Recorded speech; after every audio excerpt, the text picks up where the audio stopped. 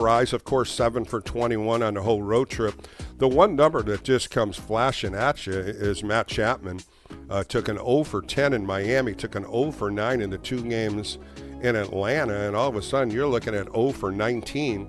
And here was a guy that was flashing 9 for 20 in his last homestand, and he just went south. And 0 for 19, he got a couple of RBIs in the Atlanta game, but a fly ball and a ground ball that got him 2 RBIs. But other than that, he has just not hit the ball well at all.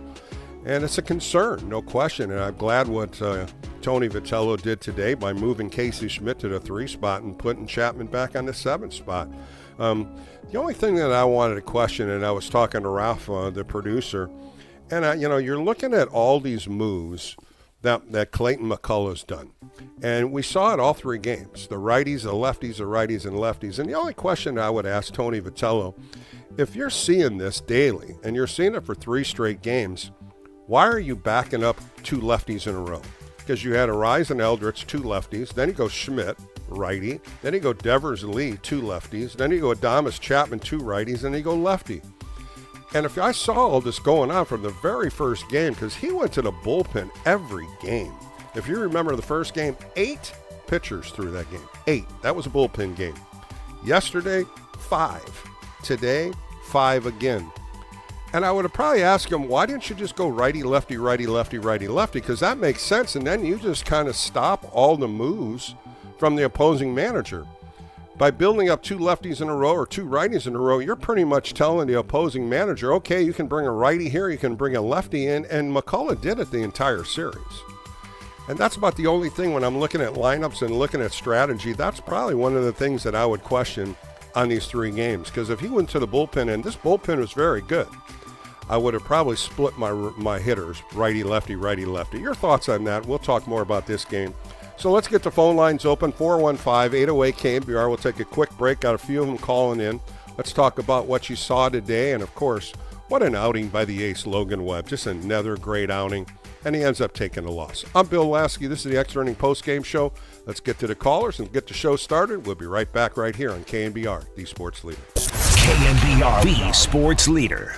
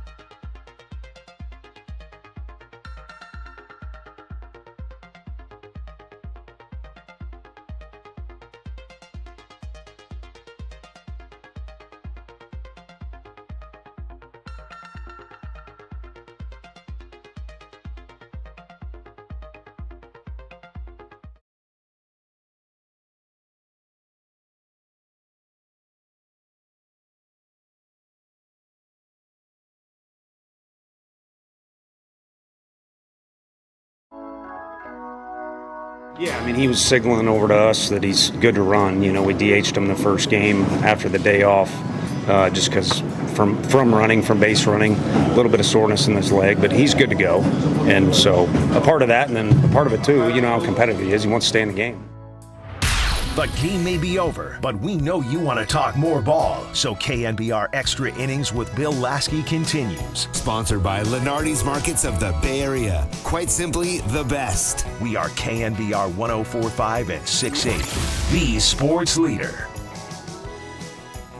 Back on the Extra Inning postgame show, you heard Tony Vitello talk a little bit about what happened in that ninth inning when Rafael Devers got the walk and Jonah Cox was going to go pinch run. Rafael Devers pointing that finger, no, I want to stay in the game. Jonah Cox didn't know what to do. He kept looking back and looking at Devers. He was caught in the middle of it. And finally, Devers walked off with the helmet in his face, and he got pretty upset as one of the coaches wanted to give him a little pat on the rear, and he kind of walked around it. And then Tony V said he couldn't find him. So there was going to be some communication. But I ask you, Giants fans, do you think that was disrespectful? Do you think that was disrespectful for Devers to do that, to Tony V, the manager? He did have some leg issues. There were no question there the first game when Eldridge played first. But, you know, Tony V stuck up for him by saying he's a gamer. He didn't want to come out of the game. But it sure didn't look good, did it? It sure did not look on the superstar Rafael Devers looking in and pointing at him saying, I got this. And the second question is, why didn't Jonah Cox steal? Why didn't he even try to steal? He's the fastest man on the planet, and he never even went. And, you know, I was looking at some Jeff Young, of course, a good friend of mine. He posted a lot of things on X, and he put out one of the worst pitchers that you had to throw over there was Botcher, who was pitching. He said he never throws over there, slow motion, and this was the guy that could easily steal a bag and not even an attempt. So you put him in as a pinch runner, and it ends up being a 5-4-3 double play with not even an attempt steal. So a couple things right there to finish the game. A lot of confusion. Let's put it that way. Confusion from Devers, confusion from Jonah Cox, and of course with Tony V sticking up for him. He has to really kind of stick up for Rafi, but I ask you one more time, do you think it was disrespectful what Rafi Devers did when he was trying to walk off the mound? So we'll find out. I got a lot of callers coming in. We can discuss that. But what a performance by Logan Webb. I'm going to continue to keep saying that because this ace threw another great game. 3 straight 8-inning in a row of starts. And when you look at what he's done since the IL, 35 and a third innings, only 4 earned runs, a 1.02 earned run average. And he ends up getting a loss on a game the Giants just could not score. All right, let's get to the phone calls, 415-808-KNBR. I'm Bill Laskey. Let's go to Mountain View. And first call, let's talk to Michael. Michael, you're on an Extra Inning post-game show. How are you today? Good. How you doing, Bill? I think Logan was a great game. Go ahead, Bill. I can't hear you that well. Michael, are you on a speakerphone or something? Michael, are you there? Yes, I'm here, Bill. I'm here. I'm here. I can hear you fine. Okay, but I can barely hear you. That was the question I asked. But go ahead. Tell me what your thoughts are about the game. I think he pitched a wonderful game, but I think it's one of those things that we rely on him so much, and then we win a game or we lose a game. Then we win a game. Then we lose 5 games. And then I'm tired of that wait and see thing. Wait and see, and then we have a lot of games left to play because I like to see us get in the playoffs, and I like to see Buster Posey really put his mouth money where his mouth is, or is that's not the right word, the upper management put their money where their mouth is. When you say put your money where your mouth is, are you talking about making trades? What are you talking about when you say that? They're talking in quality players and not waiting to pay as little as possible. Like if they can get a pitcher like the Dodgers got, instead of just holding out and trying to get paid cheap, just spend a little bit more to get more quality players. So you're talking more in the off season then, Michael. You're talking about the next year and following year to see what he wants to do and produce something in the pitching department. The pitching department, of course, the bullpen's got the big question mark. Starting pitchers just aren't going deep in the game. But we'll find out, Michael. There's a lot of season left, and we'll see if Buster makes any trades to see if he can make the pitching staff a little bit better. But thanks for the call. Let's go out to Santa Rosa and talk to Rocky. Rocky, you're on Extra Inning Postgame Show. How are you today? Hey, Bill, wonderful. First off, I want to start off by saying Happy Father's Day. And unfortunately, the Giants got a loss. But that's why I wanted to talk to you.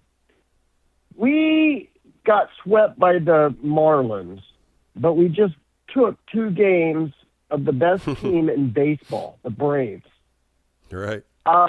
In Atlanta on top of it, right? In Atlanta. In Atlanta, exactly. Yeah. With the rain and all the humidity and everything. And then Crazy, Logan Webb pitched the best game ever. I mean, not ever, but this year. He's been pitching good. I mean, his last 5 starts, though, when you're looking at it, every game was 1 run or less. He gave up 2 today. That was the first one. But he's only given up 4 earned runs in 5 starts. That's an ace. That's the kind of guy you want to come out there. And like I said, these other starters need to look at him because he's got the blueprint to go deep in the games. And I think they got to start looking at what he's doing.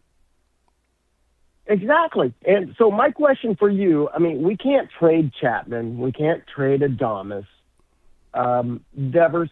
I really like our lineup. I really do. I really think we need to get more pitching, and the bullpen needs to, Buster's got to get control of the bullpen. I mean, he's a catcher. He's a Hall of Famer. Well, not yet, but probably will be. He will be, certainly. Let me ask you, how does he need to look at the bullpen? I mean, he's a catcher. I mean, he's... Well, you look at what he did in 10, 12, and 14. It's the same point. Look what he had in the bullpen. Look what he worked with the 4 horsemen that just devoured hitters in those World Series championships. That's what made a big question mark on my mind coming out of spring training. He didn't even have a bullpen set. He didn't even have the spots for the bullpen. They're still got question marks on where they fit in the bullpen. And that was my biggest concern. It was just too many question marks, and there was no experience in the bullpen. And you threw everything on Ryan Walker as being your closer. You didn't have a backup plan. I've been throwing that out there for a few months now, and now you're certain that he's going to have to go out and get that experienced closer, maybe a couple more veteran pitchers. But this is what we're going to live on the rest of the season, and this is what he's got, and this is what the Giants have to work with. And the bullpen is just not consistent. You see a good game, and the next game they give up 3 or 4 earned runs. They have an earned run average over 6.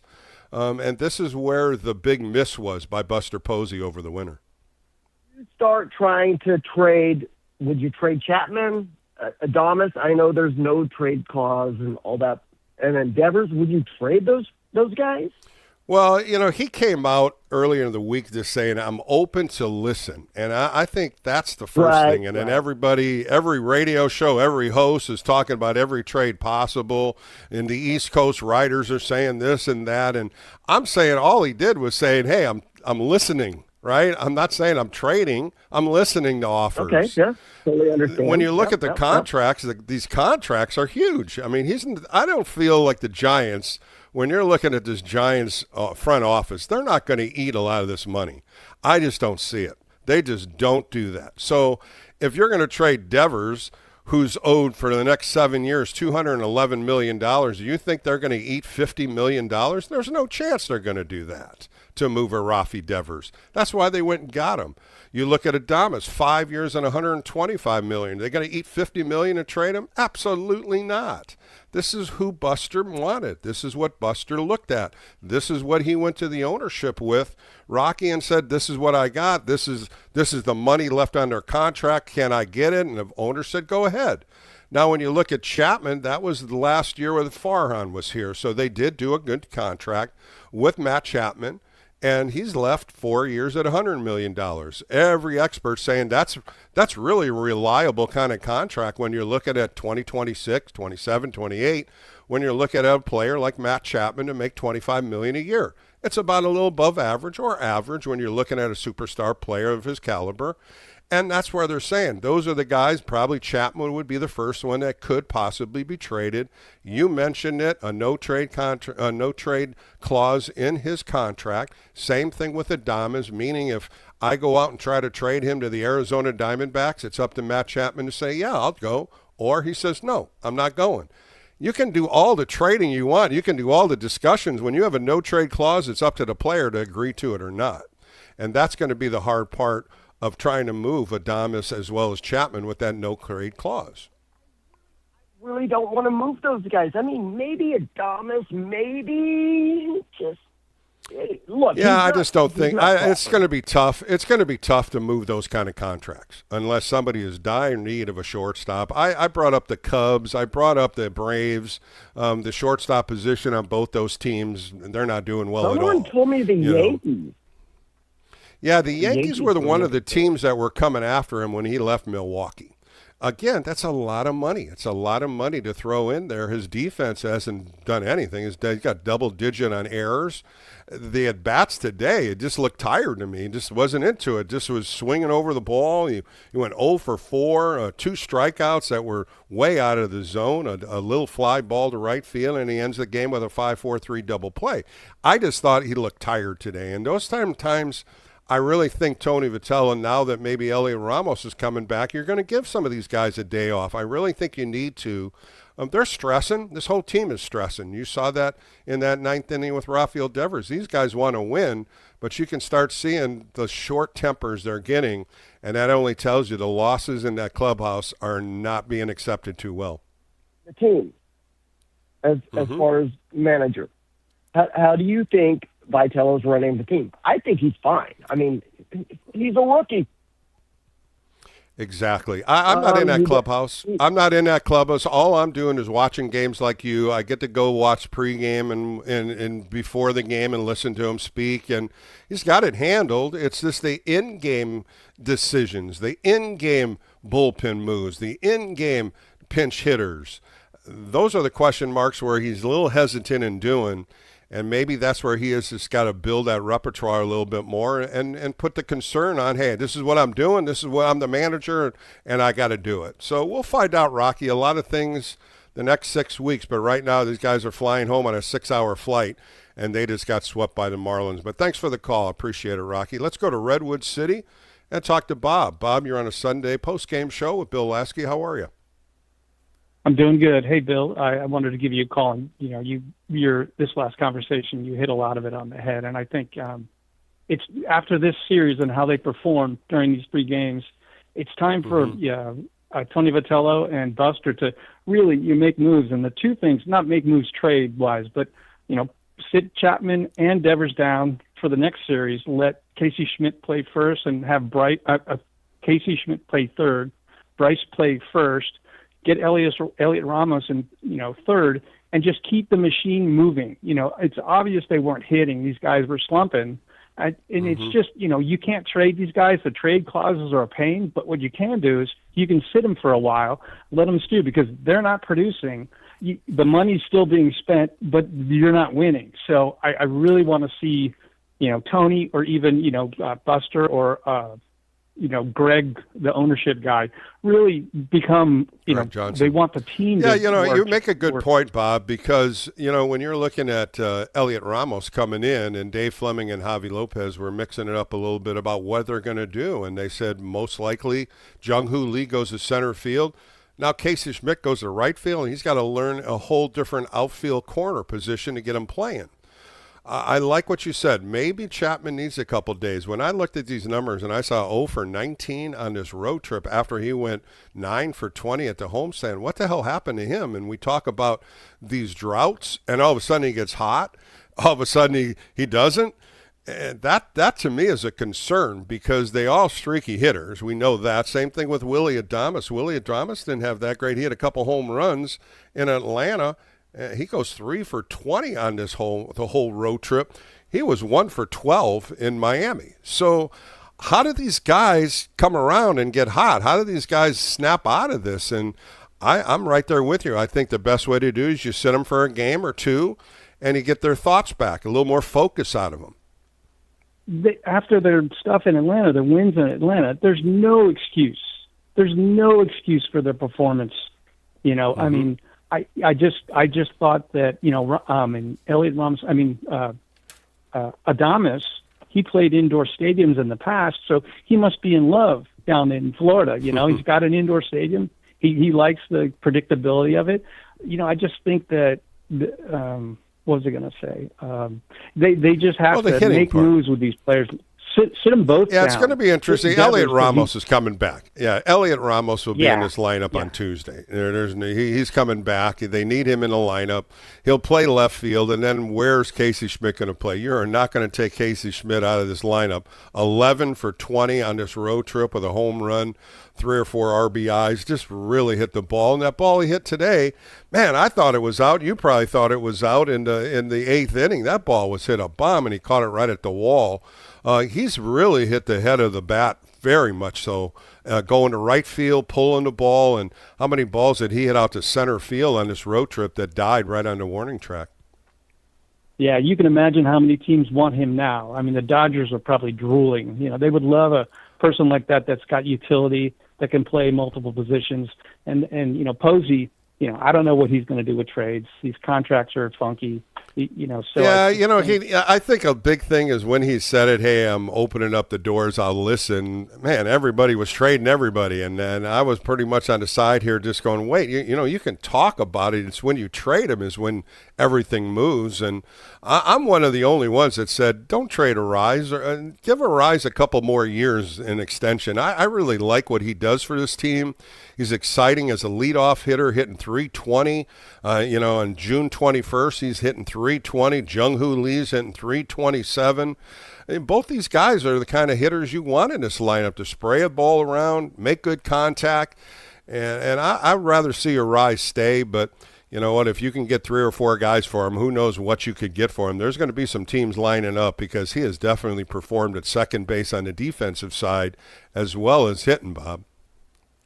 Yeah, there's no question about that. It would be nice to see Jung-Ho leading off. I don't understand why they bury him. He can get on base. He can do something. He can show some magic at leadoff. But Tony's just, I don't know.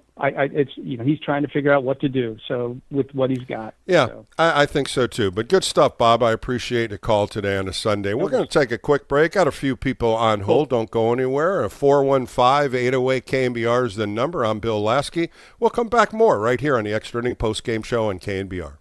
From the mound to the mic, this is KNBR Extra Innings with Bill Laskey. Sponsored by Lenardi's Markets of the Bay Area. Quite simply, the best. Hear him by saying to your smart speaker, play KNBR.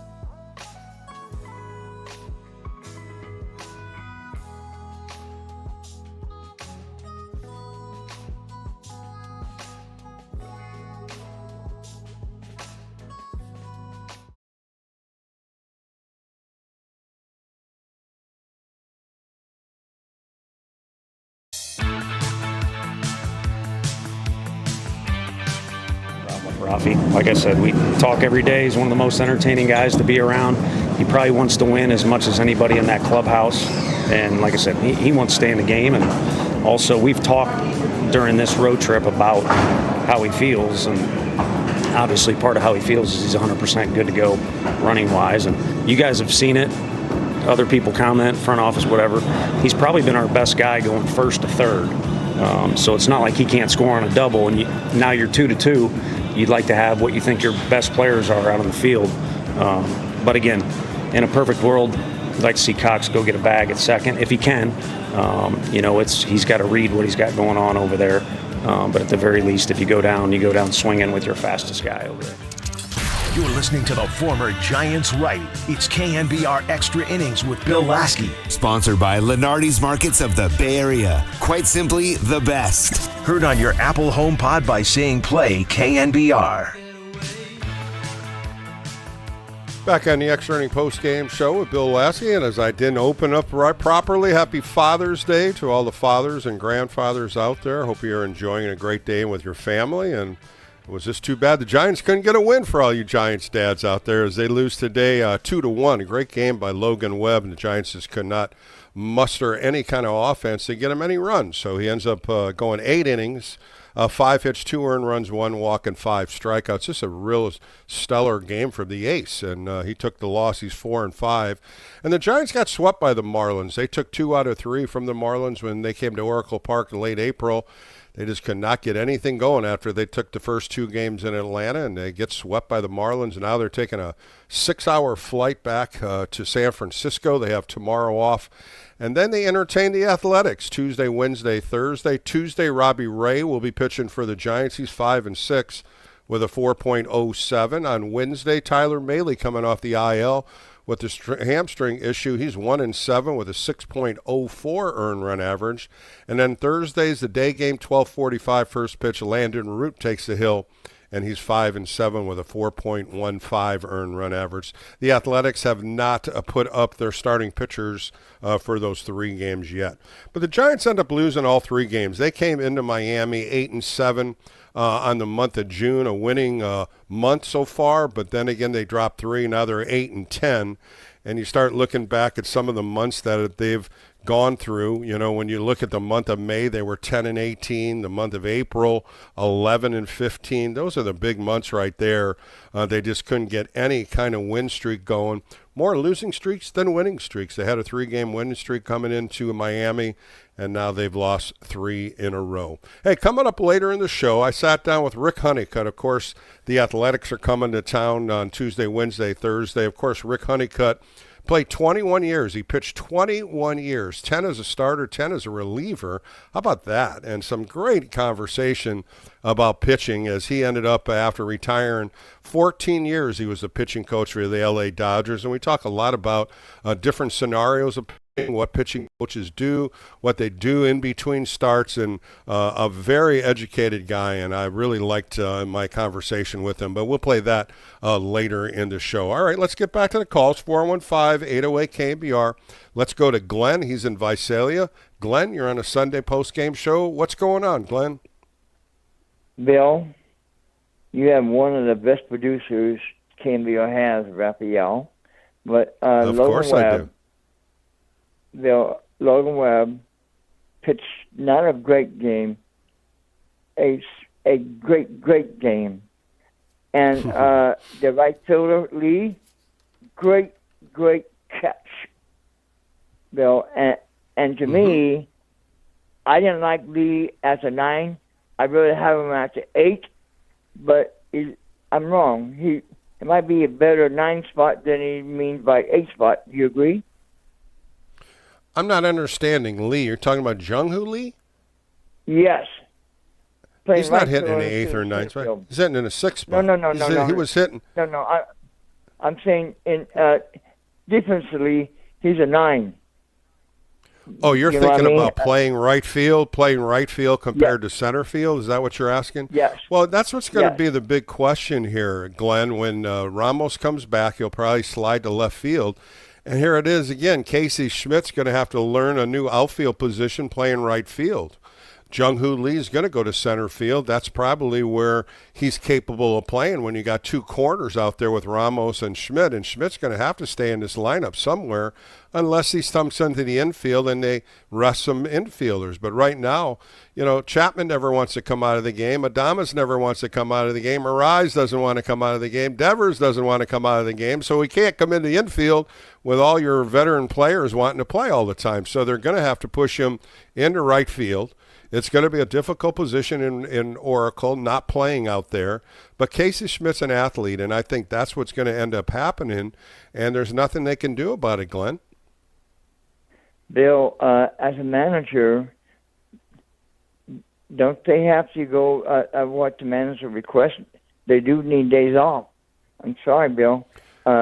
Well, of course they do. And that's the problem of having veteran players that want to play every game. All these guys do, once they take a day off, a lot of times they'll give like a Sunday off with a Monday as an off day, and you get 2 days off.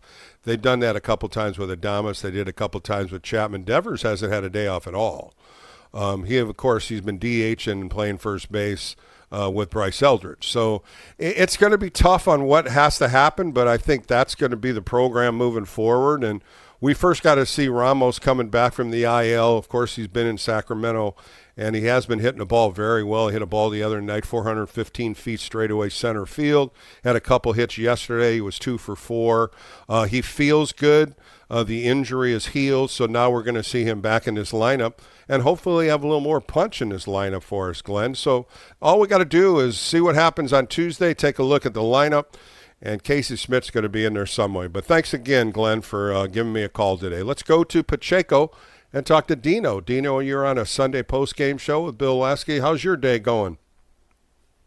Bill, my day's going really good, Bill. Happy Father's Day to you, man. And all the back to you myself. To you. And Dino, thank you, and then back to you also. Right on, Bill. I just wanted to say, Bill, well, first of all, another Bill Laskey Downer show. And it didn't have to be. But anyway. I'm trying, Dino. I'm trying to lighten up. I'm trying to lift the spirits. That's what I'm saying. I feel bad for you, Bill. You're the best. I mean, it's just incredible. But anyway, what I want to get to, Bill, real quick is you being a former pitcher. I mean, that Logan Webb. I mean, to pitch a gem like that and not even tonight to get a loss is just beyond. You know how gut-wrenching that is. I don't got to tell you that. I mean, that's just... Well, you saw him at the end of the game walking in that dugout. He was exhausted. You could tell. I mean, even though it's inside, the humidity is still high. And, boy, he put his heart and soul in that game. And, I talked about that play in the fourth inning when he walked Stowers and then Lopez hit that double to right center field. And Gilbert missed the cutoff man, and that's really how he lost that game. Of course, he gave up a home run. But when you miss the cutoff man, when the guy's kind of running around third, and he wasn't going until that ball was over Arise's head, and then, of course, Adames gets it, and it was just too late. Those relays right there mean so much, Dino, and when you lose a game like that off a missed cutoff, it kind of gets you upset. You know what, Bill? Though I have to disagree with you on that on just one little thing, which I don't normally do, because Go ahead. And I agree with you on one of your other takes too. But they didn't lose that game on that cutoff. They lost that game with lack of offense. What did they score? 1 run today? I agree on that side, no question. I mean, I'm just looking at how Logan Webb would feel when he's pitching that game. Of course, the first pitch he throws to Stowers, a home run. He got to 2 outs. He got 2 outs, and then he walked Stowers, and that's probably the only walk he had today, and that had to have bothered him, no question. But to lose a game on a missed cutoff, and like you said, and I'm going to agree totally with you, Dino, the offense just couldn't get anything going, and they had 4 innings where they had the leadoff guy on, and he never moved from first base. Yeah, you know what, Bill? This has been the theme of the Giants for the last 2 years, basically, Bill, and especially in the early part of this season. I mean, Verlander should have had 12 wins last year. It was incredible. Sure. But, he pitched like a bunch of 2-run ball games, 3-run ball games, and that should be enough to get you a win easy. But anyway, back to the beginning of this season. It was, of course, with the law of averages, you're going to have some offensive explosions like they've had lately in the last couple of weeks or a month or whatever. But what got them in this bad position who they really are is no offense. I mean, that's why they had to get rid of Bailey. It was only one dude on that team was hitting. And you brought it up. Why do people talk about trading Luis or Rise? I mean, I don't know. Ridiculous. I don't know. And you know what, Dino? Not just the offensive side. What about him playing second base? You know, we just don't give him enough kudos of how he's back and playing second base every day. The fast feet, the way he's around second base, turned into double play. And he's got a cannon for an arm, and I didn't know he had that good of an arm until we started seeing him do it at second base and to cover the ground in short right field and to make the nice plays. That's what I'm really excited about, him playing defense, not just the offense. Yeah, that's just exactly, Bill. You're exactly right. And, I mean, everything you say, I mean, I agree. I agree when you brought up that. How can people talk about trading that guy? I mean, the only consistent guy they basically had for the whole season. But anyway, well, the other one too, Dino, you got to talk about Casey Schmidt. What about Casey Schmidt and what he's done? I mean, here's a guy that didn't have a position. He had to learn left field. And I think he's done very well playing left field. Never played left field. I don't even think he played it in high school. He had to buy a glove to go play left field, and he has done above average playing defense out there too. Yeah, right on, Bill. You're exactly right, Bill. That's what I love about you, Bill. And you know how I feel about you, man. I love you're the best. I mean, you're straight up. Straight up. You're honest, and you're a gentleman. And well, I appreciate that, Dino. One more thing I got to say is I feel sorry for Vitello. I mean, like I said, the beginning of the season is what dug them quick in a negative hole with the offense, and that just lack of. And this other thing too. You know what I get tired of hearing, Bill. Just one last thing. I get tired of hearing, as a former athlete myself, as a high level athlete, like you are, like you were, I get tired. Well, they want to win. He wants to win. I mean, I get tired of that. Everybody wants to win. Everybody wants to win. If you're not in that dugout on the first pitch, saying I want to win today, then there's an issue. If you don't have that gut wrench in your stomach before the first pitch, if you're not nervous the first pitch, there's a problem. It doesn't matter if you're coaching, managing, or playing. That excitement is there, and if it's not there, then maybe you should leave the game. He's married to baseball. You and I both know this, Dino. 24/7. He's thinking about it, living it. He's not married, so he loves the game of baseball. You know he's trying everything he can to get some kind of routine going with his team, some kind of winning streak going with his team. It just hasn't happened, and it seems like every time they take a winning streak of 3 wins, and what happens? They have 3 losses. So it's tough for him for his first year. It doesn't matter how great you are as a manager or a coach or anything. If you don't have the horses, then it doesn't matter. It doesn't matter. You're right. Well, Dino, have a happy Father's Day, my friend. Thank you for the call. It's always a pleasure. Let's go out to Campbell and talk to Max. Max, you're on Extra Inning Post Game Show. How are you doing this afternoon? Hey, Bill, great. Happy Father's Day to you. Thank you. Back to you, too. 66-year, thank you. A 66-year Giants fan. So let me say something. You described Matt Chapman earlier on, I was listening, as a superstar. And you know what? Matt Chapman is his baseball card to me. No one stops their day to watch a Matt Chapman at bat. He's a serviceable third baseman. Not super great in the clutch, runs into one now and then. He's just a player. But what made you think explain to me your rationale he's a superstar? Well, he's got 4 or 5 gold gloves on his mantle. He's got a platinum glove award also. The defense is still there. He's 32 years old. I believe he is a superstar. Tell me 3 third basemen that are better than him on defense. I'll start with that. Well, the offensive side, I'm right there with you. Probably a 230, 240 lifetime hitter. You're absolutely right. He does. He spurts. Just like I said, he goes 9 for 20 at a homestand and then goes over 19. I just can't figure out how hitters do that. I was never a hitter myself. I was a pitcher. But when guys were in a rut like that, I'm going to go right at you. There's something that's stopping him when he goes so high and he comes right back down low, a streaky hitter. That's what they say. But I'm talking about his full career. I'm talking about what he did with Oakland. He had a stint with Toronto, what he's done here with the Giants. I feel he's a superstar. I do. Okay, all right. Thank you for explaining. My opinion. I called Just you my before. opinion, Max. Yeah, no, it's fine. That's why I was curious to hear what you had to say about that. Here's one point I made before the season. Gio, I appreciate your perspective now. One problem the Giants have is there's nobody in the dugout. There's nobody setting the tone that I can see. There's no Will Clark. There's no – it's a collection of players, and then you give a rookie manager a collection of players, not a team, a collection of players, and there's nobody. And you know what? If I were Logan Webb, if I were Posey, I'd say, this guy's a good pitcher. My team's not taking advantage of building around him. I should just trade him. And if I were Webb, I would say, please trade me, because his career's going nowhere with this team, and he's a good player. Well, the wins, losses, that's think? what I am always concerned about. When you have wins and losses and it's going to be a 500 type pitcher, and he's better than 500 if he had run support. We go back to Matt Cain. We can go back to all these other pitchers that never had run support, and you look at their record, and you're like, oh, my goodness, he's only 500, and he's better than that. That's the only issue that you have, and I agree with you. In that dugout, there's just no life. There's no energy in that dugout. I mean, I remember some of the days when guys didn't hit, I'd go in there and start swinging the bat, start making noise, wake these bats up, let's go. As a pitcher, I would do it. Because you got to get these hitters. Come on, give me a little extra effort here. What I saw out of Willie Adames today, he looked dead. 0 for 4, 2 strikeouts, a little weak fly ball and a ground ball to end, and he's swinging at the first pitch.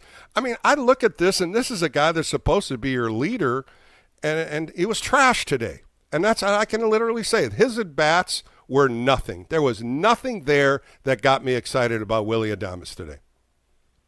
Yeah. Well, my last point is if Chapman is a superstar, I get your explanation. He should be showing leadership on this team. And he is. He is a leader. Clark? He is a leader. Well, you don't have too many Will Clarks in the world. You know that. You don't have too many Hunter Pences in the world. Some of these guys do that through energy and gamemanship. I love Will. I played 1 year with him, and he was great. And that's that energy bunny. And that's how Hunter was. That's how Will was. And there's probably a good handful of other guys. But you got to display it. You got to do it. And that's how people listen to you. And there's nobody on this team right now that I feel is a leader. And what they do on the field, Matt Chapman does it in the clubhouse. He tries to keep the morale going. And just like I said, there's other facets of the game that I say he's a superstar, but that's my opinion, Max. And you know what? I'm not going to say no to it because I know a little bit about him. But at the same time, I'm right there with you about that dugout. There needs to be a little more energy. At least my final point. Hunter Pence, I loved him. He was kind of a cheerleader. But Will Clark, he backed everything up he said. He did. There was nothing he would ask for he wasn't giving. He put it all on the field. I don't care if he was 0 for 5 or 5 for 5. Will Clark was a leader on that team.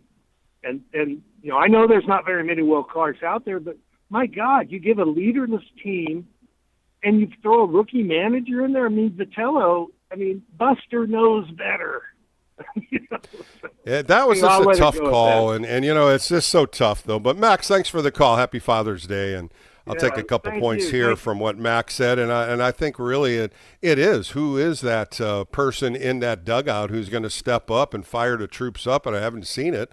The same thing that I'm talking about Ron Washington sitting next to Tony V. That's been happening probably for a few weeks now, and I'm glad he's doing that, charting a game, putting notes down, and there's questions, and I'm glad Ron Washington's there to help him if there's a move to be made or discussed. Tony V, is this a tough move? It's a tough call for Tony Vitello being in his first year to watch his team suffer like that. And, we'd go back to the Rafael Devers thing in the ninth inning, pointing at him. He was upset, and Tony V said everything's fine. And that's what we have to look at from the outsiders. We're not inside that clubhouse, and you move past it. Rafael Devers wanted to stay in the game, but the question I say, if you're going to pinch run Jonah Cox, he's got to go, and he's got to go first pitch. He's got the speed to do it, to get into that scenario of getting him at second base and possibly having that tying run at second base, but he never even tried. And to me, that move didn't make a sense. If you're not going to move him and you're not going to try to steal him, why'd you even put him in a game? So there's a question mark there in my eyes on Jonah Cox not trying to steal second. All right, let's go to Winters and talk to Mark. Mark, you're on an Extra Inning post-game show with Bill Laskey. How's your day going today, Mark? It's going good, Bill. It's a great Father's Day, except for the Giants, and I'm wasting my time on them, apparently. But I don't mean to be disrespectful to the altar of Buster Posey, but it's time to start questioning his leadership as a general manager. I mean, his decisions are terrible. We got a rookie manager who has to be coached on the bench. The coaching staff is not that does not get any respect from the players. He can't build he's a Hall of Fame catcher, and he can't build a bullpen. And then he gets absolutely no respect from the veterans. So I think he should be on a short leash. He's the problem. He's the tip of the spear, not these players or anything like that. He's making some poor Mark, decisions. I think I really believe this, Mark. Let me just throw a thought to you. That had to be on Buster Posey's radar when he was talking to hiring him. He had to have known that he had no major league experience. He had no minor league experience. He never coached in professional baseball. He felt his 750 winning streak at Tennessee was just going to be brought into the Giants, and that winning streak was going to persuade players to believe in him. Once you start losing, that persuasion isn't going to work. You can't persuade players to play for you. You can't persuade them to bust tail for you. You have to show them respect, and they show you respect. And that's why when you're looking at a team 31-46, there's no line down the middle here.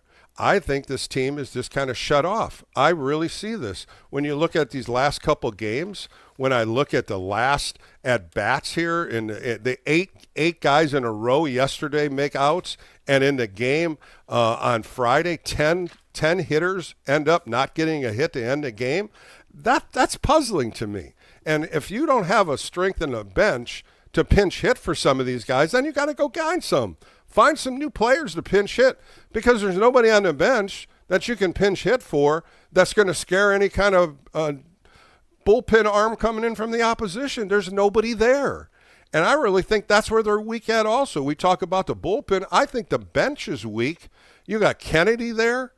He's not going to do anything. Barracuda, what is he going to do for you? And then you got Eric Haas as your backup catcher. Those are three players right there that if you can't go find a veteran hitter or somebody with experience as being a pinch hitter to come in and get that knock for you, so you're playing the same 9 guys every day.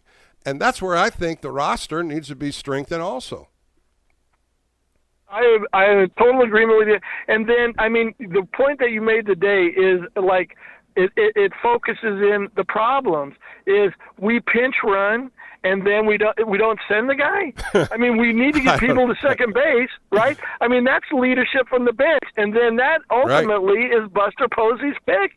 But everybody wants to give him because he's a Hall of Famer. Well, what about our bullpen? The Hall of Famer should see it's crap. I mean, it's not very good. Well, you look at what Buster Posey did as a catcher, winning 3 World Series. What happened? It was good starting pitching, and the bullpen was outstanding. He left the bullpen with mediocrity. And when you look at what he didn't have a closer, he had Ryan Walker, and he didn't have a backup plan. He didn't have setup pitchers. I go back to spring training, leaving spring training, and they played those 2 games against the Mexican All-Star team, and I'm waiting for hearing who's in the bullpen. They didn't even name the roster until they started that first game on Wednesday against the Yankees, and here's all these guys in the bullpen, and nobody knew their role. And you have to have roles. This is the big leagues. You have to know when guys are up, when guys are coming in, if you're winning or losing.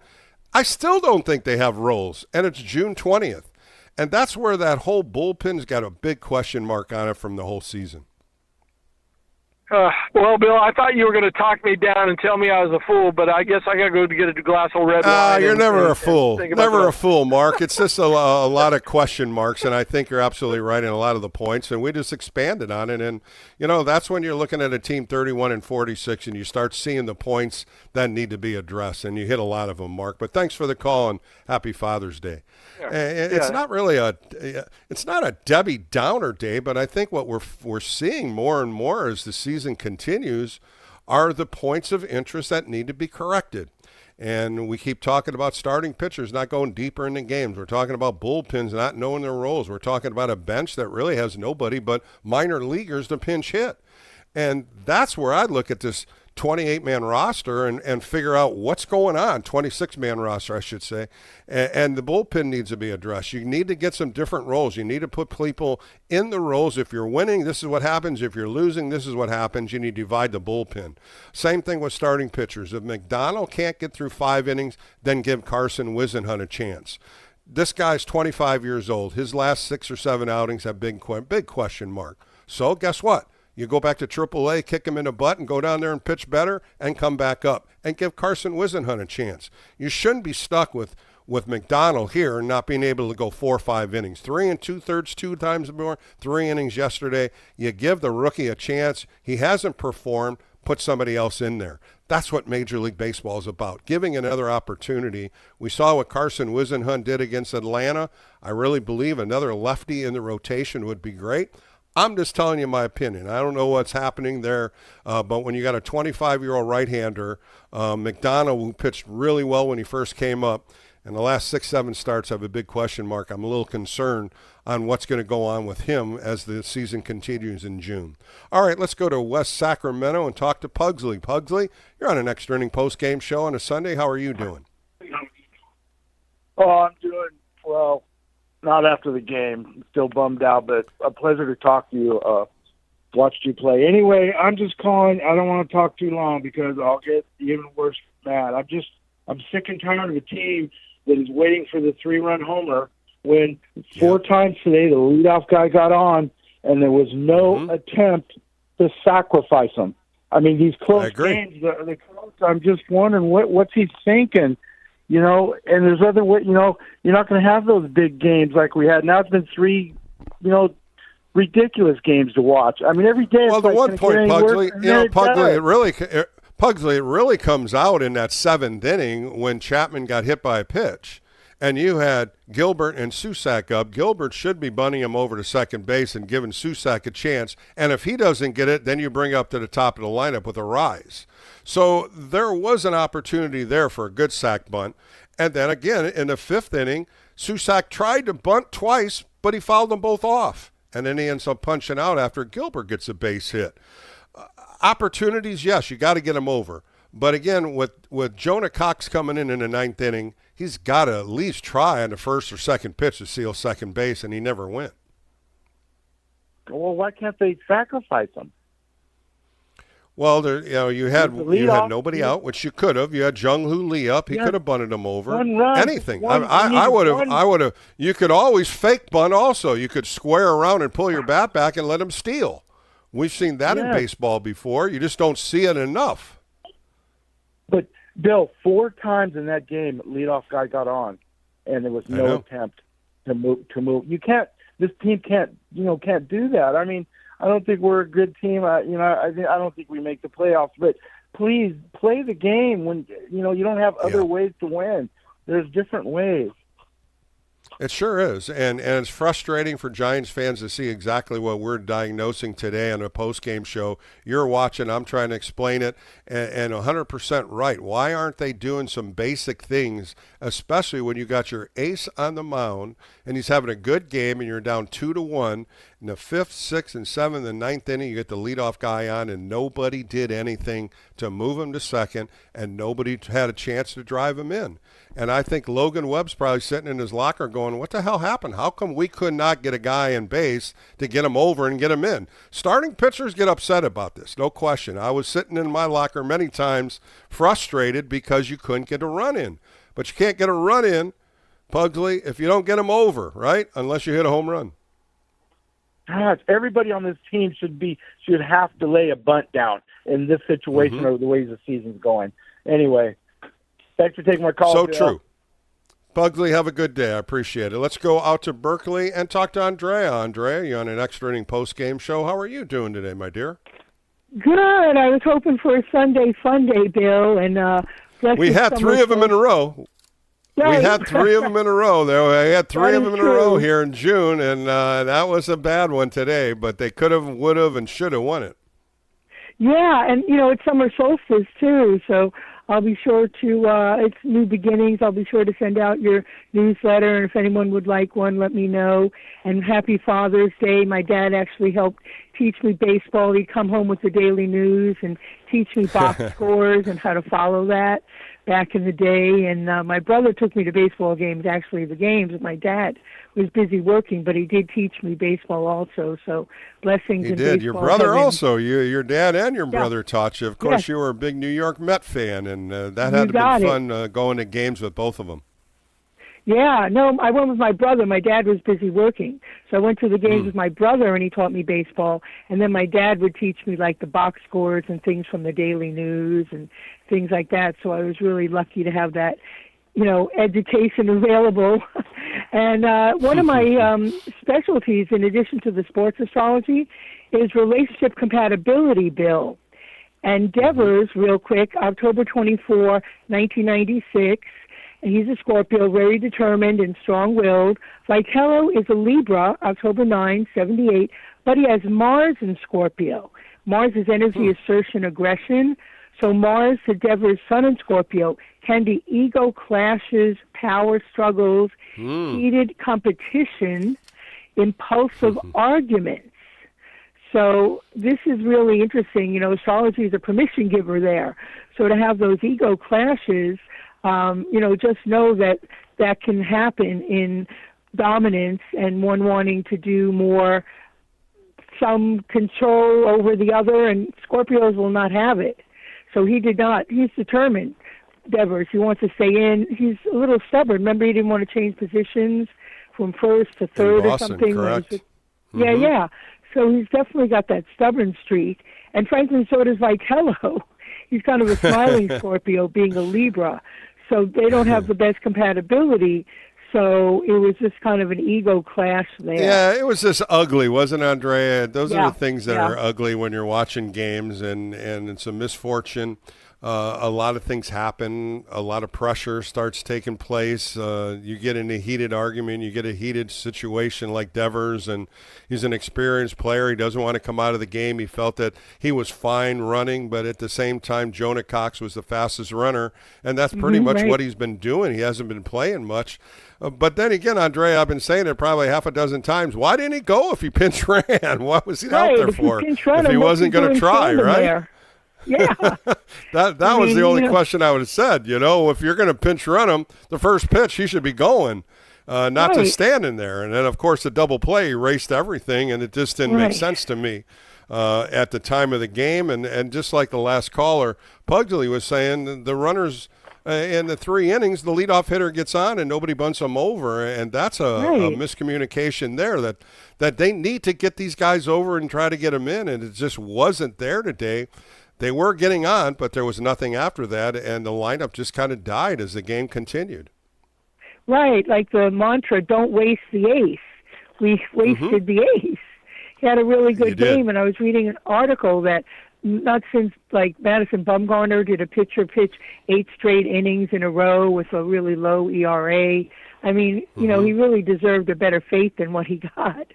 So Yeah, when you look know, at 5 starts, he's 2-1 with 2 no decisions in each game, 2 runs or less. Today was his first game he gave up 2. He was giving up 1 or none. Right. And I just look at the cutoff. The cutoff was missed, and that's how that second run scored. And a few callers said that's one point of the game, Bill. But you got to look at the offensive side, and where was the offense today? They scored the only run in the 3rd inning after they got 2 outs. So you got to look at both sides. I understand, and both sides of the plate as a pitcher and a fielder and the offense. And this was a game. If the Giants would have scored a couple runs, you would have had a win by Webb, and that would have been a nice flight coming home. Now they've got a 3-game losing streak, They got a long flight of 6 hours to come back from Miami to San Francisco, thinking about it, dwelling on it, and then they got a day off tomorrow to go to a 6-game homestand. And this homestand, you got two tough teams coming in, the Athletics and the Braves, and they're not going to stop putting that pedal to the metal. They're going to come in here and try to sweep it just like the Marlins did. Yes, no, that's a good point. And Logan Webb is November 1896. He's a Scorpio as well. So it's just really intense, this energy that's there. And he really deserved the win. So, we'll see what the Giants will have a day off. And then it'll be interesting playing the A's. Should be interesting. Yeah. So well, Andrea, thanks for calling in. I appreciate your time as always, and looking forward to seeing what you're going to send me there. And we'll continue to see what the season's going to go. But, a tough homestand coming in, the Athletics and the Braves. We'll find out. I'll be on next weekend. But, Andrea, thanks for the call. Have a great Sunday. Coming up next. Yep. All right, Andrea. Coming up next, I sat down with Rick Honeycutt. Of course, Rick Honeycutt played for the Oakland Athletics. That was a part of this with the A's coming into town. But we talked pitching, and a lot of it was the 14 years as a pitching coach with the L.A. Dodgers, some of the things that he talked about, some of the things that he wanted his pitchers to improve on. And I talked to Rick really about his career, 21 years as a pitcher, 10 of them was a starting pitcher when he first started, and then 10 of them was when he was one of the best left-hand specialists. So it's a good conversation. It's a two-part conversation. So we'll take a quick break, play the first part and then the second part. And again, Giants lose today 2-1, a tough game. Great game by Logan Budd, with just a tough game on the offense because they couldn't score enough runs to help Logan Webb out. So the Giants lose 2-1 today. Coming up next, Rick Honeycutt and I talk about his great career and a lot of pitching coming up on this next interview. We'll take a quick break, come back with that right here on KNBR, the Sports Leader. KNBR, the Sports Leader.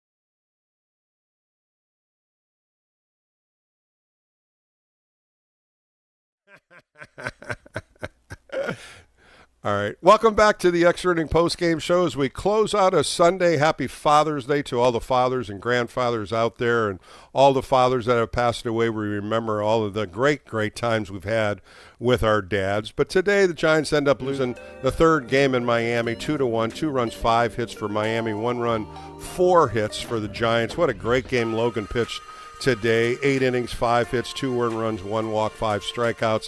He ended up getting a loss, but a great, great performance by Logan Webb. Now the Giants come back home. They have a day off tomorrow. 3 games against the Athletics, Tuesday, Wednesday, and a day game on Thursday. Robbie Ray takes the hill on Tuesday, a 6:45 start. Tyler Maley on Wednesday, Landon Roop on Thursday. I want to thank my guest today, Rick Honeycutt. Just a great conversation about pitching and his great career. If you missed any of that, that's going to be on the All KNBR podcast. I want to thank my producer today, Raph. I always love working with Raph, and all the callers today on a Sunday. Thank you so much for calling in. I'll be on Thursday for Sports Phone. I'll be on Friday for Sports Phone. And next Saturday and Sunday, we'll be doing the Extra Inning post-game show. For Bill Laskey, once again, have a great Father's Day. More coming up right here on KNBR, the Sports Leader.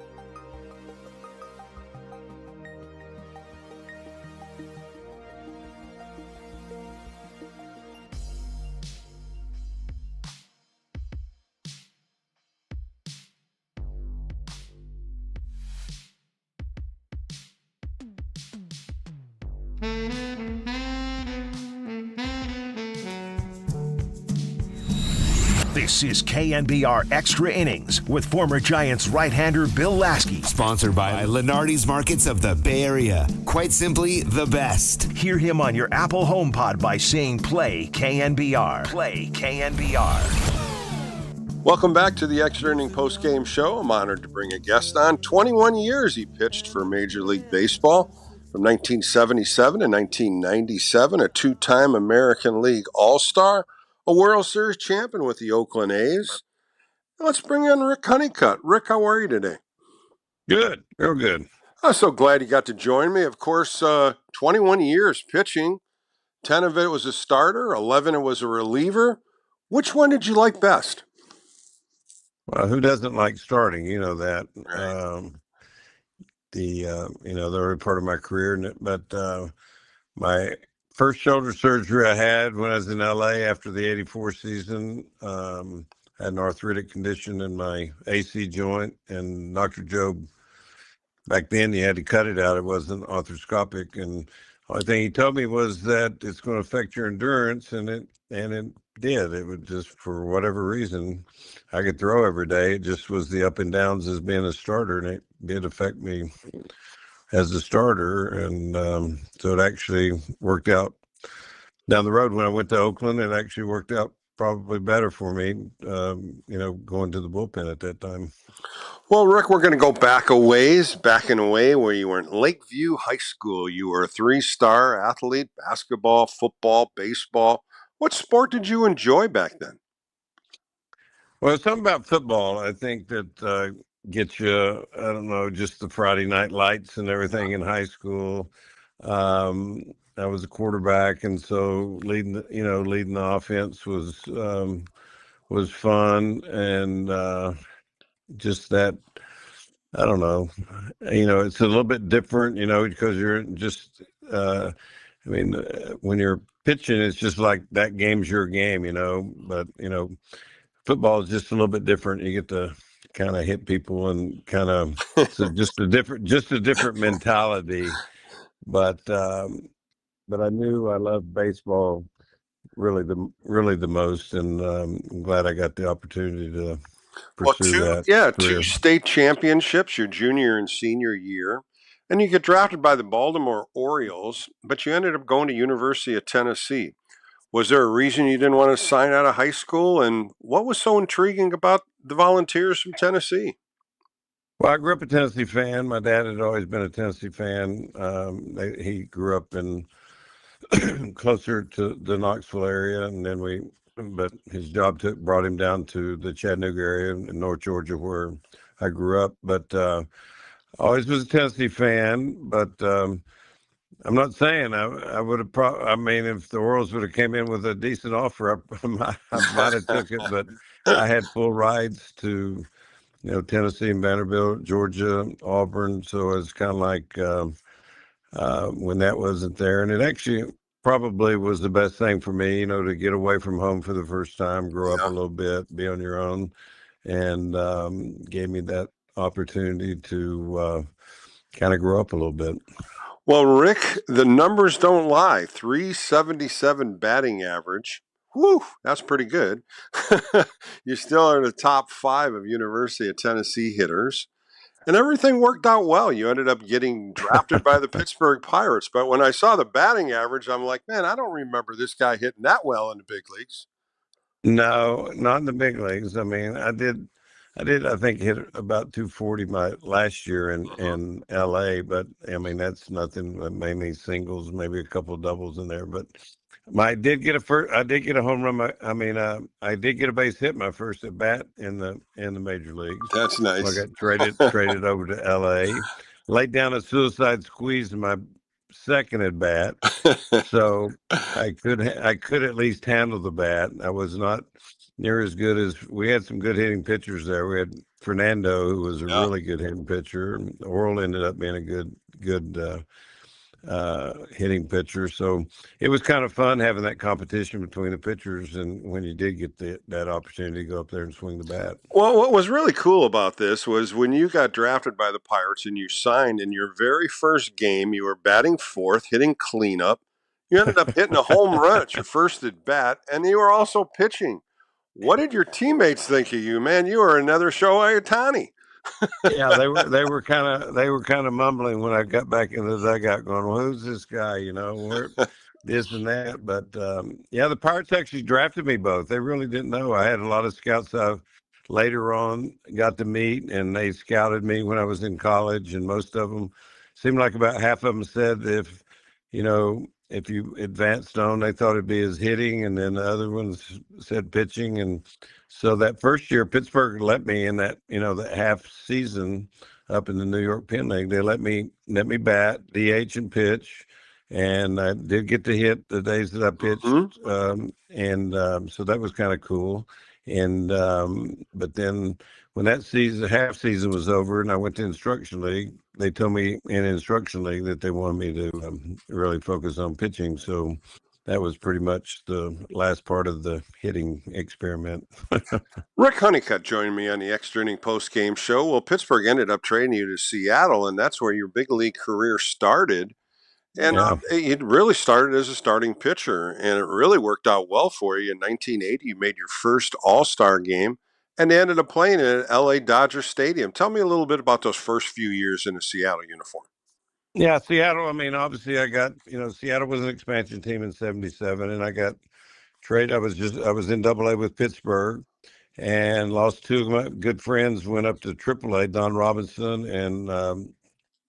and Scurry. They both left in the first week of August, and they went up to AAA. And here I was about 2 weeks later. I just pitched a game against the Rangers organization in Tulsa, Oklahoma, where I'm at right now, and happened to be. And then we went to Jackson, Mississippi, and Timmy Murtaugh, Danny Murtaugh's son, was their manager, and we're having breakfast with a couple guys in the coffee shop there, and he goes, "I need to talk with you." And Timmy goes, "You just been traded." And I'm going, "Geez, there's only 2 weeks left. 2 weeks left in the season. It's kind of like a weird time to be traded." And that's what I'm thinking. Had no idea. And then next words out of his mouth was, "You're going to Seattle and you're going to the big leagues." And I'm like, I thought he was pulling my leg, pulling a joke on me or something. He says, "No, I'm telling you." He says, "You got to come to my room. Um, they're going to give you a call." That's great. And next thing I know, I'm like, whoa! It's like a whirlwind. And then I actually got on a plane the very next day, flew to Seattle, and actually pitched 2 innings in relief against Toronto that night. And then we went on the road trip and pitched a couple innings in Cleveland. And then 3 days later, my first major league start was in Yankee Stadium. So you talk about a culture shock in a heartbeat. I was just enjoying being in the big leagues and pitching out of the pen there and getting an opportunity to face some big league hitters and see what it's all about. And next thing, you talk about starting in Yankee Stadium, who I grew up being a Yankee fan, and pitching my first start in there. And I tell you, Bill, this has never happened to me in my life. No sport, no situation. But my first pitch against Mickey Rivers that night in Yankee Stadium, when I lifted my right leg to go into my windup, my left knee was shaking so bad. I don't know. I threw it and it almost hit him right up in the chest area, and I was like, "Oh my gosh!" And he backed out of there, and the Yankee players were screaming and yelling at me, and so I was like, "Okay, that first one's over with. Relax here and go on your wind up." I go on my wind up, and next time it's just as bad. This time I actually yelled, "Watch out," because it was right for his head. And then they were all on the top step. I didn't want to look over there. But after I got past that pitch, that second pitch, next pitch I threw, Mickey just jumped out of the box. He was like, he don't know where, his kid don't know where it's going. And anyway, made it, actually pitched into the 8th inning, didn't get a decision, but held my own against the Yankees in that first start. And you did very well in Seattle. And then, sure enough, in 1981, you're 27 years old. You get traded over to Texas. And that's when it really turned on. I mean, 20 starts, 26 starts, 32 starts. And then in 1983, you make the All-Star team, and in that same year, you get traded to the LA Dodgers for Dave Stewart. That had to have been a shock to you. That had to be. Well, I was going to be a free agent at the end of the year, and that year, '83, I was having my best season. I was leading the American League in ERA, Yeah. and actually ended up winning it because I had enough innings when I even after the trade. But I'll tell you something funny because I've heard other guys talk about, with their agents and stuff, but I wanted to stay in Texas Mm-hmm. because we really liked, my family liked it there and enjoyed it. And but nothing was happening contract wise. And I actually called Tom Grieve, who was the general manager at that time, and just said, is there something wrong with you and my agent? We haven't really got he said, you haven't really given him a fair offer or an offer, consistent with kind of the range or whatever. And he's like, look, Rick, he said, I'd love to sign you, but he goes, Eddie Childs was the owner, and he said he's looking at selling the ball club. And he says, right now, I can't make any long-term commitments. And so I knew right then I'm going to get traded. Yeah. It was as simple as that. So But it that's turned out great for you, Rick. It really did. it did. The opportunity Yeah. I tell you what, the opportunity going to LA, pitching in a bigger market and all that, Yeah. and was a great experience. But I tell you, probably the best experience about all of it was getting to meet, besides all the people that you meet and the players, but meeting Sandy Koufax in spring training. I tell you, in 1984, my first spring training, being around Sandy, and he was so great with the guys at the field. But I felt like I learned more in a week and around him about pitching than I'd ever had in my life. And I really had carried those principles over when I got started coaching and in the minor leagues with the Dodgers. And then when I got to the big leagues as a pitching coach for LA for 14 years, I tried to really, I mean, obviously you had your own thoughts and things, and experiences, but really the basis of what I tried to get across to the guys, and it was so solid information. Was that information that I learned from Sandy Koufax and Dave Wallace. Well, Rick, I was reading an article that you talked about, and you said, I thought I knew a lot about pitching until I put a Dodger uniform on. And some of the things they taught me, some of the things of being a specialist and some of the roles I was, they opened my eyes up in different parts of the game. What were some of those things? Well, Sandy had just a simple delivery with what he thought. He said, "Look, you wouldn't be here unless you have a great arm. All of you have good arms." He said, but he said what he taught was from the ground up, and things of how you use your lower half and how he thought the lower half worked had never been explained to me that way ever in my life. And I've been already in 3 different organizations, and nobody talked those things. Everybody wants to talk about, the grip and your hand and uh, arm height and things like that, and then the other part of it is, people tell you easy, you're rushing or you're not staying on top of the ball and those things like that. But Sandy was able to explain it so that you could become your own pitching coach, and from the flight of the ball, basically could tell you how to start making the corrections. Yeah. And but you do it with the lower half, not with, the front shoulder, the front arm.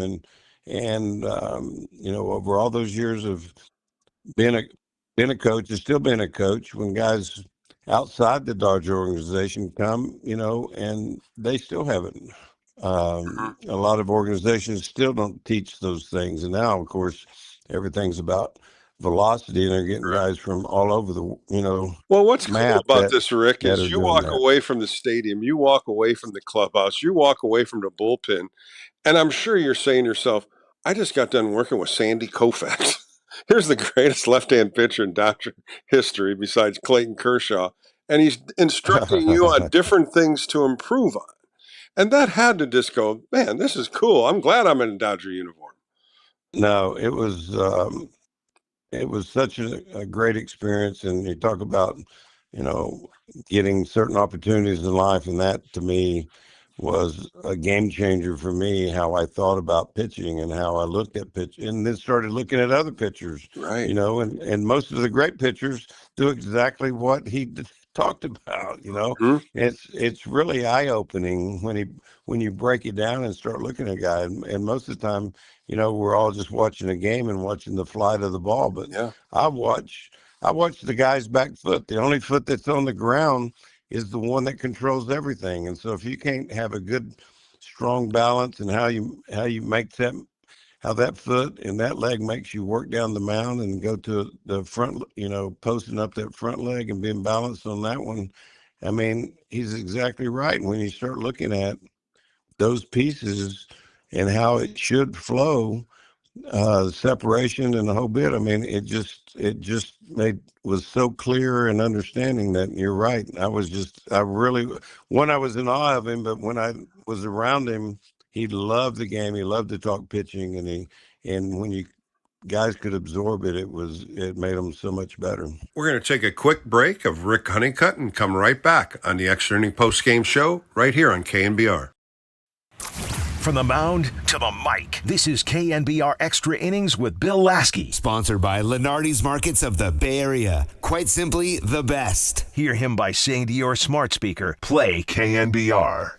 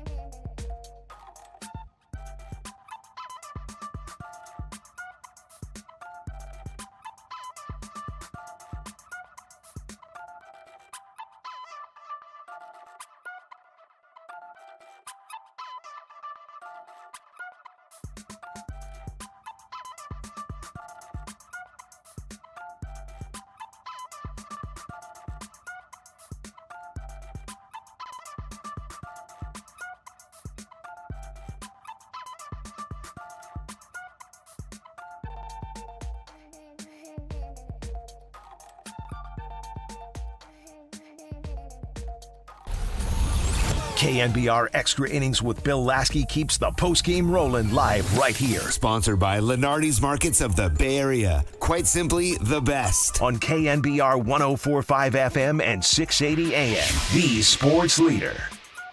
Rick Honeycutt joining me on the Extra Inning Postgame Show. You move on to Oakland, and now your career changes. You go from a starting pitcher now into the bullpen. And you had a great pitching coach there in Dave Duncan. He saw different things than a pitching coach because he was always a catcher. So he saw different parts of the game. He instructed differently. What was the difference between him and as all your pitching coaches with the Dodgers? Well, Dave was, like you said, a catcher. So he honed in on what you did well and wanted you to be the best you could be at what you do.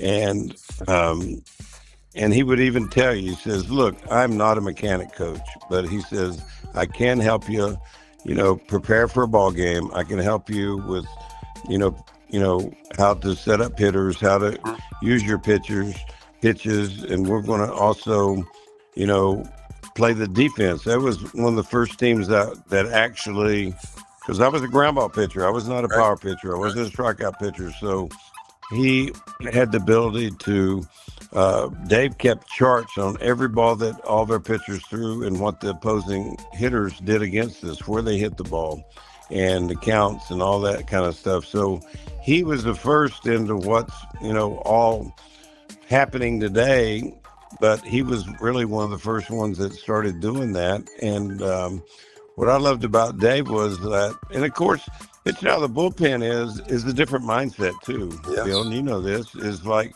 I don't know if I'm going to pitch more than that first batter. So I really wished I'd kind of pitched out of the pen earlier because my mindset was just one pitch at a time, one batter at a time. And I know you should think about that, but sometimes as a starter, you're kind of like thinking, manufacturer getting through these guys 3 and 4 times through the lineup. And that was not the case coming out of the bullpen. Out of the bullpen, it was like, boom. And,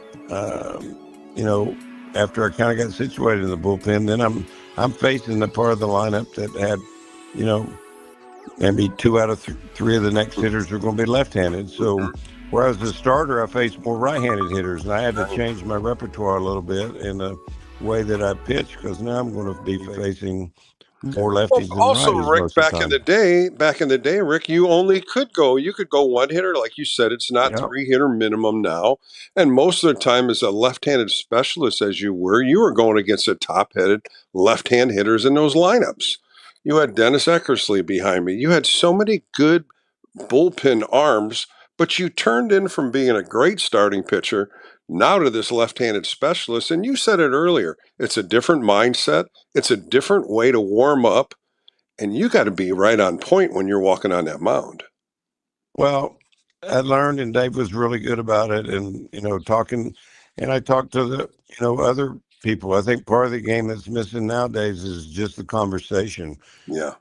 Getting with other guys that have done what you're now being asked to do and talk with them, try to get information. And part of it is preparing in those warm-up pitches, and they were great. Dave and Tony were absolutely unbelievable because they prepared you and said pretty much, this is the part of the, if I need you, this is your part of the order. Yeah. So the whole game, I'm sitting there watching the game, but I'm watching really what that section of the lineup that I'm going to see, how they're swinging the bat and what's going on with them, even though it could be a right-hander or whatever. I just wanted to see, and I'm just in my mind, I'm going over, okay, I'm going to face, I got to face Tony Gwynn tonight, or I got to face Will Clark, or I got whoever it may be. I'm already in my mind trying to think through how I'm going to approach him. And also, depending on what situation, there's a little bit different situation when there's nobody on compared to when there's runners in scoring position or people are on. So there's a lot of stuff that happened. But I found out real quick from Tony and Dunk was get yourself ready, because that first hitter is the most important guy you're going to face here. Because that, like your situation, I may come into a first and second situation, get a ground ball, and we turn to play. My night's over with. And turn it over to X. So it's kind of like one of the things you just said, Rick, and it's so true. I mean, you educated yourself in the beginning of your career, the next 10 years, as Josie said, as a starting pitcher. How am I going to get this guy out the second time, the third time? And you work at it that way as the game progresses. Now you educate yourself as a bullpen guy and a left-handed specialist, watching these guys bat when they're in the game, and you're watching how each at bat's taking place, and most likely you're seeing what they can hit, what they're not hitting, and now you educate yourself in a different way. And of course, it makes you a fantastic pitching coach down the road. But I'm just listening to how you're doing this, and it amazes me how much instruction you got and how much you absorbed and then how much you put it all together. Because it's two fascinating careers you had as a pitcher. Well, like I said, I was very, very fortunate to be able to pitch that long, but without going to the bullpen, that I would not. Truthfully, after the surgery, I was not going to be that as an effective starting pitcher just because of that injury situation. But getting to go to the bullpen was like a lease on life for me. And actually, when I was able to kind of earn my stripes and get to that position where you're pitching, and the majority of the time I'm pitching it after the seventh inning in key situations. Of course, we had a winning ball club, and we're winning more than not. And I'm coming into high leverage situations that I feel like made you even more aware, more heightened to the situation. Like, I, and I'm, I didn't always do my job, but I was able to do it more times than not. And that's really the whole thing was like accepting this role was first. Yeah. Second was enjoying it, and third, taking on the being able to be in the highest situation or the toughest situation, and that maybe coming into runners on in a key situation late in the ball game. Rick Honeycutt joining me for a few more minutes on the Extra Inning Postgame Show. Well, 1989, the Oakland A's play the San Francisco Giants in the World Series, and what happens? An earthquake happens. What was your reaction to it? You were at Candlestick Park. Were you worried about everything? Did anybody really communicate with you? Everybody was on the field. Nobody really knew what was going on. Al Michaels was on television. It blacks out. And it was a huge earthquake here in San Francisco. What were you thinking at that time? Well, truth of the matter, I was still in the clubhouse. Both clubhouses were down the right field line. Sure were. And so the PR guy just come in and says, everybody's got to be on the field. We got 15 minutes to introduction, so need you on the field. And so finishing up, Tom, getting the shoes tied up and grabbing everything I would need. And I'll be darned, all of a sudden, there was first this huge roar. I mean, you're so close to the airport there. I mean, it literally sounded like a 747 was going to crash into the stadium. It was that loud of a roar. And I'm going, what the heck is going on? And the lights were still on, but everybody's like, what is that sound, And then the next thing started the rumbling, and it wasn't a shake. It was one of these, like if you were just in a canoe and a motorboat goes by, the rocking like that. I mean, it was rocking straight up and down, and then all of a sudden the lights went off. You're in pitch black, like you're in a cave with no light. And everybody's just like, we're bumping into each other and stumbling on each other. And, of course it didn't, it lasted, whatever it did, 15, 20 seconds, whatever it may be. It seemed like forever, but then all of a sudden somebody finally got to the door. So there was just like this little beam of light, and everybody just going towards that light. And we finally get outside, and we walk outside the stadium first, and then everything's kind of calming down, but a lot of people were going, because people were coming into the stadium at that time. And then the next thing was, whoa, I got to check on my family, because I've got not only my wife and two kids, my mom and dad, my wife's mom and dad, and I got two uncles that had come. I had a group of people there, and all I could think about, are they okay? Yeah. And so I ran into the stadium and located them in the stands, and saw that they were all A lot right, of and chaos, then no doubt about it. Chaos from it both was sides, and for sure. remarkable how that World Series ended. And so after you retire, 21 years you retire, you sit out for a little bit for your family, and then you jump back into it. And a very successful second baseball career as a pitching coach for the LA Dodgers. 14 years you were there. Some great pitchers you had. Kenley Jensen. Of course, Clayton Kershaw is the one I want to talk about. You said Yeah. something about him. You said, he never backs down. I love that phrase. And he doesn't. I watched him. You watched him closer than me. He had some tremendous games against the Giants. But this was a guy that he came as a young Clayton Kershaw, and now he's turned into a Hall of Famer. What can you tell me a little bit about him? Well, you know, Clayton was special in different ways. I mean, obviously you see talent, and then there's the person with the talent, and he had both. And what I mean by that, I'll give you an example. In his very first, he had just signed, been our first round pick, and then the next spring, the general manager and the farm director say, tell him he's going to pitch an inning in a spring training game, and it's going to be a night game against the Boston Red Sox. And this is when they got Big Poppy and Sean Casey, and I mean and he's facing the meat of that order, and it's crazy. There was a AAA hitter was the first hitter that he faced, and the guy actually hit a home run off of him. A left-handed hitter of all people, and a guy that I'd have to look him up to find his name. But then he's got Big Poppy, Sean Casey, and I'm trying to think of who the third guy is. Well, he ends up striking out Big Poppy and Sean Casey, and he just sits by me on the bench after the inning's over with this big old grin on his face. And he said, man, that was so much fun. And I knew right then, this kid is different from most kids. Most kids would be coming over there and say, oh, I pushed this first one and the guy got me, or this or that. He didn't talk anything about like he made a mistake or anything. It's just like, he just liked to compete. Right. And it was fun to get to compete at that level, even though he was, only, I think, just turned 19 or 18 or whatever it was. I mean, but it was just so pleasant. And it made me think right then, it's just like, that's the way the game should be, that it's still, fun just to go out here and compete and, and have fun with it. And, I told people after that, I said, this kid's got a chance to be really special. And of course, it wasn't too much.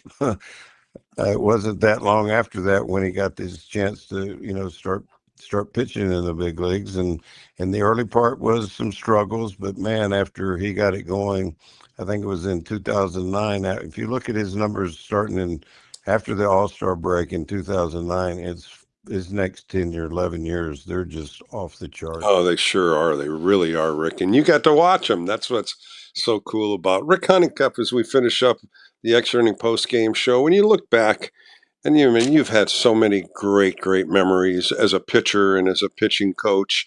When you refine it, what was one thing that you can grasp about the word pitching that you can tell the listeners? Well, the game of baseball is the pitcher hitter confrontation. I mean, that's the part that's the one-on-one part. And when you pitch good, when your pitcher throws well, you can beat anybody. It doesn't matter even if you think you're outmanned by the intent, but good, as well as I do, good pitching beats good hitting any day of the week. And when I just learned over those times, especially I think more so after being with Tony and Dunk, the preparation, that there's more to the game than just like going out there, throw the gloves on, strap it on, it is start preparing, have a game plan, do what you do well. Don't try to overthink things, but attack, attack, attack. Be aggressive on the mound. And that's what I tried to preach after becoming a pitching coach and that was the thing. Even though I was not an overpowered pitcher, I wanted to show that hitter that I'm coming at you with what I got, and you're going to have to beat me because you hit the ball. I don't walk you. And I think all the years that I've been working with pitchers and still working with pitchers in their organization is the main thing I try to get is take the aggressive approach, attack, and throw strikes and make the other team beat you. Well, Rick, what a pleasure catching up today. Congratulations on first 21 years in Major League pitching, and second 14 years as a pitching coach. Two fabulous parts of the game of baseball, and I can only commend you on what you've done and what you're continuing to do. I've been blessed beyond all my thoughts of ever. I just want to make it to the big leagues. I was able to do that and then spend 20 plus years in the majors, and then still get to put that uniform on. And still, I'm great. I'm so grateful and blessed and thankful that I get to be a kid basically my whole life, and I still enjoy it. If I just had a private plane that could take me everywhere, I'd enjoy it a lot more. That's even better. Well, But I thanks do when I again. get to the ballpark. I'd rather do nothing but talk pitching to these guys and watch them, and hopefully give them one or two tidbits that might make them better. Well, you're fabulous at it and continue to do it, Rick. That was Rick Honeycutt on the Extra Inning Post Game Show. More coming up right here on KNBR, the Sports Leader.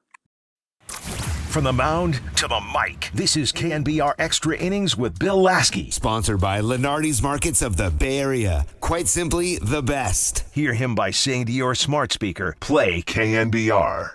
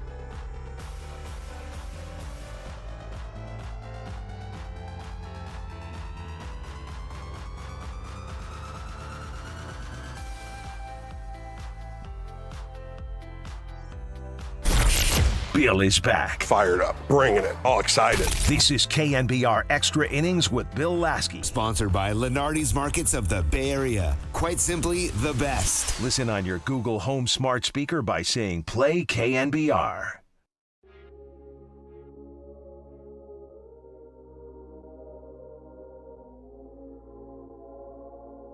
Welcome back to the Extra Inning Post-Game Show as we close out a Sunday. Happy Father's Day to all the fathers and grandfathers out there and all the fathers that have passed away. We remember all of the great, great times we've had with our dads. But today the Giants end up losing the third game in Miami, 2-1. 2 runs, 5 hits for Miami. 1 run, 4 hits for the Giants. What a great game Logan pitched today. 8 innings, 5 hits, 2 earned runs, 1 walk, 5 strikeouts. He ended up getting a loss, but a great, great performance by Logan Webb. Now the Giants come back home. They have a day off tomorrow. 3 games against the Athletics, Tuesday, Wednesday, and a day game on Thursday. Robbie Ray takes the hill on Tuesday, a 6:45 start. Tyler Mahle on Wednesday, Landon Roop on Thursday. I want to thank my guest today, Rick Honeycutt. Just a great conversation about pitching and his great career. If you missed any of that, that's going to be on the All KNBR podcast. I want to thank my producer today, Raph. I always love working with Raph, and all the callers today on a Sunday. Thank you so much for calling in. I'll be on Thursday for Sports Phone. I'll be on Friday for Sports Phone. And next Saturday and Sunday, we'll be doing the Extra Inning Post-Game Show. For Bill Laskey, once again, have a great Father's Day. More coming up right here on KNBR, the Sports Leader. It's another great outing for the righty on your home of San Francisco Giants baseball. KNBR 104.5 and 680, the Sports Leader. Play KNBR on iHeartRadio.